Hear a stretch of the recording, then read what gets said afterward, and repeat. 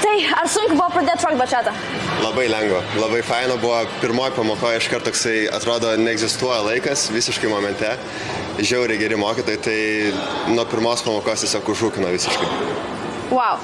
Ir, taip gražiai pasaky, net nežinau, ką čia pridurti. Kas labiausiai patinka bačeta Vilnius?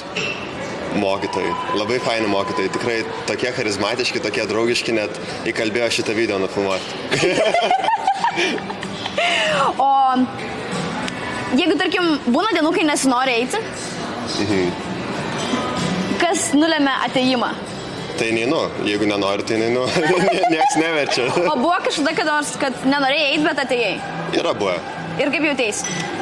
Tai buvau labiau linkęs link to, kad reikia eiti ir iš tikrųjų praskraidina dieną. Atrodo, sunki diena, kokia būna, labai tingis eiti šok, bet ateini ir tada vėl visos problemos dingsta, gyvenimas nuostabus, pašoki, connectionas su žmonėm, tikrai labai faina. Ar susiradai naujų draugų? Bent vieną.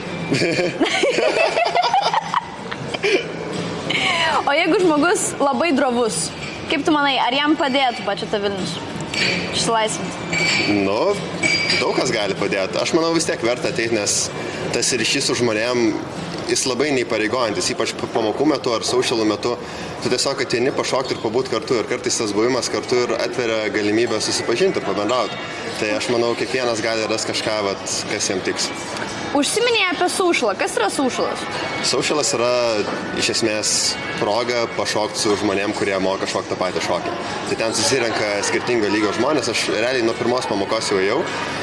Nerekomenduoju šiaip, gal reikėtų biškį daugiau įdėsi išmokti, bet kai būna eventai su animacijom, tai labai smagu ir nieko nežinant ateit pašokti. Ypač panom, nes panom lengviau šiek tiek biškai galbūt turėtų mokėti bent kelis judesius, bet šiaip, socialas yra puikia proga pašokti su labai skirtingo lygio žmonėm ir pamatyti, apie ką tas šokis. Ar tavo gyvenimas kažkiek pasikeitė prieš šokius ir po? Aš naujas žmogus, nebet pažįstu savęs, visiškai pasikeitė, daugiau pinigų uždirbu, raumeningesnis tapau, realiai psichologinės problemas visus išsisprendė, daug kas pasikeitė.